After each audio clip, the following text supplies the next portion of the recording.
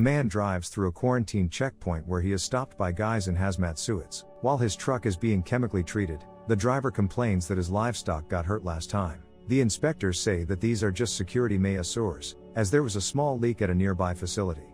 After the end of the treatment, the driver continues on his way, but is distracted by a call and accidentally knocks down a deer. He decides not to remove the dead animal from the road and drives off. After a moment, the deer gets up from the track, as if nothing had happened, and we see that its eyes are covered with a white film. The story introduces us to the main character named Sok-woo. He runs a brokerage firm and spends the entire day at work, missing important events in the life of his family because of this. Even on his daughter's birthday, he entrusted the search for a gift to his assistant, because he does not know what his child is fond of. In the evening, Sok-woo receives a call from his wife, with whom they are in divorce proceedings. She asks to resolve everything peacefully and leave their daughter Suin with her, because due to work, the man does not devote time to her at all.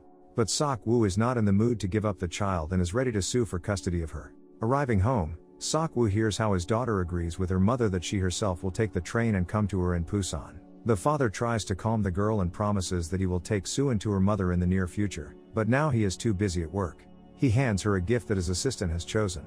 Inside is a game console, exactly the same that he gave her for her last birthday. Admitting his mistake, Sok-woo asks his daughter to choose her own gift. Then the girl again asks to be taken to Busan tomorrow. Under Suwon's pleading gaze, the man nevertheless agrees to make concessions. Before going to bed, Sok-woo talks to his mother, who lives with them. The woman asks her son to refuse the divorce and save the family, as Suin misses her mother very much. Now the girl is going through a difficult period, and she needs the support of her parents more than ever. The woman leaves and leaves a video camera recording of Suwon's performance at the school. The girl sings a song, but, getting nervous, falls silent, never finishing the performance. At dawn, dad and daughter move to the station. On the way to the train station, Sok-woo tries to cheer up his daughter and says that he saw her performance. He notices that Suin has not finished singing and tells the girl that she should always finish what she started. Their car almost gets into an accident due to passing fire trucks and ambulances. They all rush to the skyscraper from which a fire is blazing. The train to Busan is getting ready to depart. Cheerleader Jin Hee enters one of the cars. She decided to go with the team to the baseball game to support her beloved Min Young-guk. Sok-woo also enters the train with her daughter, while talking on the phone with an assistant. The subordinate warns the boss about problems at work, to which the man says that he will return before lunch and sort everything out. At the last moment, a wild-looking girl runs into the train, which the conductor does not notice. She writhes in convulsions and runs to the toilet to bandage her leg, which shows a bite mark. At this time, Suin looks out the window and notices how someone attacked a station employee on the platform. A passenger named Yeon Suk approaches the conductor and talks about a very strange man who is stuck in the toilet. The conductor goes to check on the suspicious passenger, and the curious Suin follows him. The frightened man huddled in the corner of the toilet cabin and in a trembling voice says that everyone is dead. The conductor decides that he is an ordinary crazy tramp and asks the man to leave the train at the next station.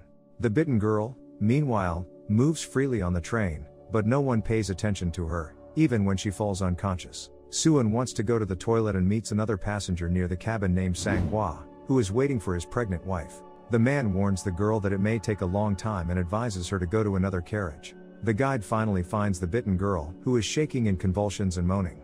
The employee of the train thinks that the passenger has a seizure and calls the doctor on the radio. A dozing Sok-woo is awakened by a phone call and finds that his daughter is not around. On the phone, a worried assistant says that there is a riot in their city that does not look like an ordinary riot. At the same moment, Sok-woo notices on TV the news that the military has been brought in to restore order. The man hears the conductors discussing on the radio that someone on the train has become ill. Frightened that it might be his daughter, Sok-woo hangs up and goes in search of the girl. The bitten girl stops showing signs of life. Communication is lost in the walkie-talkie, which is why the conductor does not notice how the revived corpse of the girl appears behind her.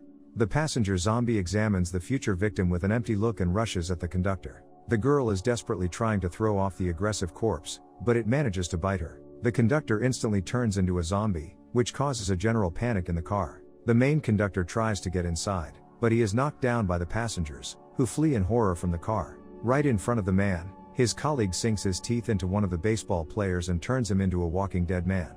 Chaos reigns in the car. Newly converted zombies attack the remaining passengers, and they try to fight them off with improvised means. The chief conductor evacuates the people, distraught with fear, into the next car and tries to contact the driver. Meanwhile, Sok-woo goes to the toilets and notices that some kind of madness is going on in the next car. Suin also hears screams and noise and leaves the toilet to see what's going on.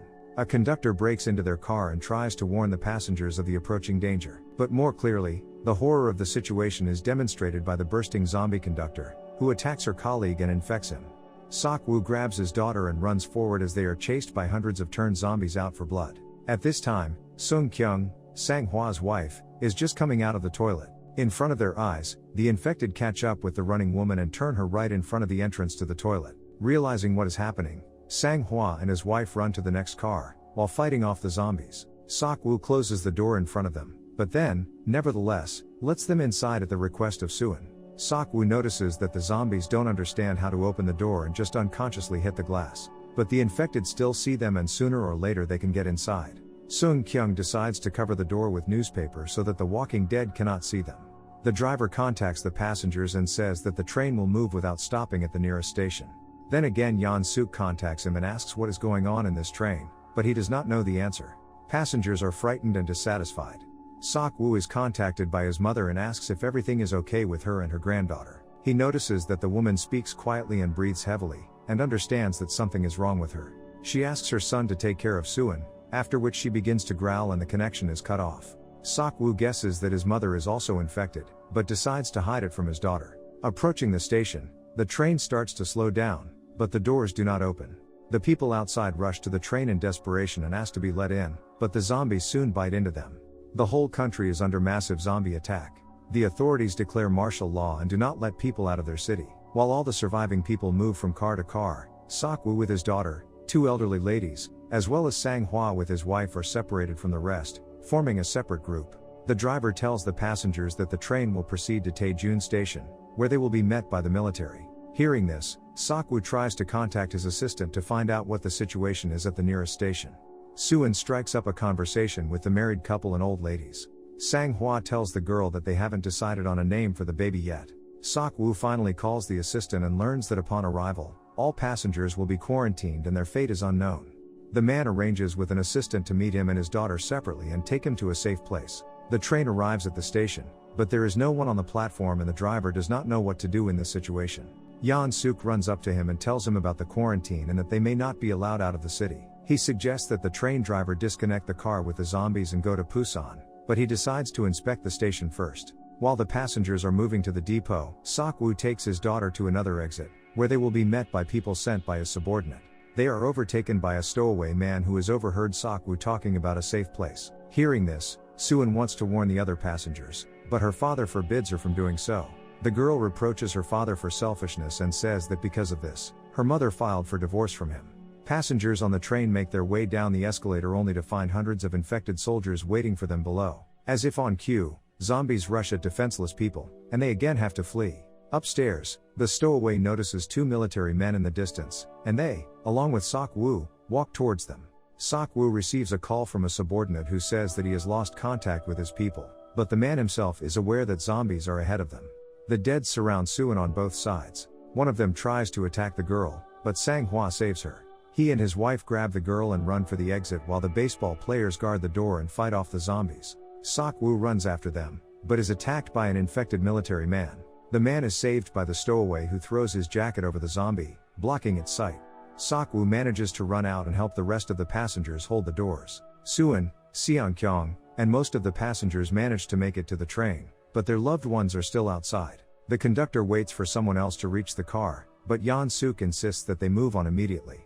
Zombies surround the train and the conductor is forced to inform the driver that they are ready to go. The train starts moving, and the zombies break through the doors to the depot. Sok-woo and Min Young-guk hop on the train, but Sang-hwa can't keep up. In the struggle, he grabs the shield and baton of the policeman, and Sok-woo helps him climb into the car. The driver receives permission from the headquarters to go to Busan and the military promise to clear the road to the station. Inside the train, passengers were divided into three groups due to the fact that they ran into different cars. Suin, Sung-kyung, and several other passengers got into car 13 filled with zombies, and locked themselves in the toilet to escape. Sok-woo, Sang-hwa and Min Young-guk ended up in car 9, the rest of the survivors in car 15. The men decide to break through to car 15, taking those who locked themselves in the toilet along the way. Armed with improvised means, the guys go on the attack. They make it through the next car without any problems, but in the 11th, the infected baseball players from Min Young-guk's team were waiting for them. The guy can't bring himself to attack his dead friends, so Sang-hwa and Sok-woo do it themselves. When things got really bad, the train entered the tunnel and the zombies became disorientated. The guys take advantage of the moment and get out into the corridor. There were even more zombies in the next car, and they all crowded at the exit to the next car. The guys wait for a new tunnel and go inside. To distract the dead, Sok-woo turns on the music on his phone and throws it in the opposite part of the car. Mindless creatures immediately run there, and the guys get to the 13th car and release their loved ones from confinement. Thanks to teamwork, the company gets to the 15th car, but they are not allowed inside.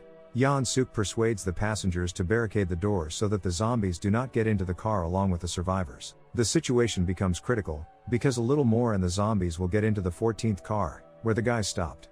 Between passengers and the 15th car, confrontation begins. They notice their loved ones among the survivors and try to push away Yeon-suk, who has a death grip on the door and does not let anyone inside. Sang-hwa and Sok-woo try to hold back the crowd of zombies, but there are too many of them. Sang-hwa notices his pregnant wife starting to cry and decides to sacrifice himself. He asks Sok-woo to save Sung-kyung and says goodbye to his wife, and to name the baby Yeon-soo. They still manage to break into car 15, but Sang-hwa and one of the elderly ladies die. However, not all passengers inside are happy to see them, so the conductor asks everyone who enters to leave the car. The company, together with Jin-hee, goes to the corridor, after which the remaining passengers of the car barricade the exit to them. But another elderly lady remains in the car, in whose eyes her best friend died. Out of the pain of loss and the desire for revenge, the woman opens the car door and lets in a crowd of zombies. The surviving company is trying to recover. Sok-woo calls his assistant and learns that the situation in Busan is controlled by the military. But he also reveals the shocking truth that the zombie apocalypse started because of illegal experiments at a company that is Sok-woo's biggest customer. Suddenly, the train makes an emergency stop due to a traffic jam on the tracks. The driver announces over the speaker that he is going to find a new locomotive and bring it to the leftmost track. It turns out that Yeon-suk and the guide managed to lock themselves in the toilet, and they also managed to survive the carnage. A company of good guys decides to get outside and go to the locomotive. Yeon-suk gets off the train as well, using the conductor as bait for the zombies. Meanwhile, a train engulfed in flames rushes towards the station at high speed, touching a train with zombies. While trying to escape from the released zombies, the baseball player and the cheerleader die. Yeon-suk uses them as zombie bait to get to the locomotive. The rest of the company is caught between two trains. Sok-woo, Suin, and Sung-kyung manage to escape from the rubble, while the stowaway sacrifices himself to stop the zombies. A locomotive with a driver slowly drives past the trains to pick up the survivors. He spots Yeon-suk, who is being attacked by zombies, and goes downstairs to help him. But the villain just throws the man to be eaten by zombies, and climbs onto the locomotive. The trio manage to reach the moving locomotive and leave the zombie-infested station. In the driver's cab, they find Yeon-suk, who becomes infected and attacks Sok-woo. A fight breaks out between the men, during which Sok-woo manages to throw the enemy off the locomotive, but he manages to leave a bite on his arm. Realizing what will happen soon, Sok-woo shows how to slow down the locomotive and tells his daughter to stay close to Sung-kyung. Suin cries and asks her father to stay, but he pushes her hand away and exits the cab, closing the door behind him. Turning into a zombie, he remembers his newborn daughter with a smile and falls from the locomotive. The train with Sung-kyung and Suin arrives in Busan. Before entering the tunnel, they have to get off the locomotive and continue on foot. The military at the other end of the tunnel at first mistake them for zombies and prepare to shoot them. But Suin begins to sing a song that she never finished singing at the concert, because her dad did not come to it. Realizing that living people are coming towards them, the military men run towards them.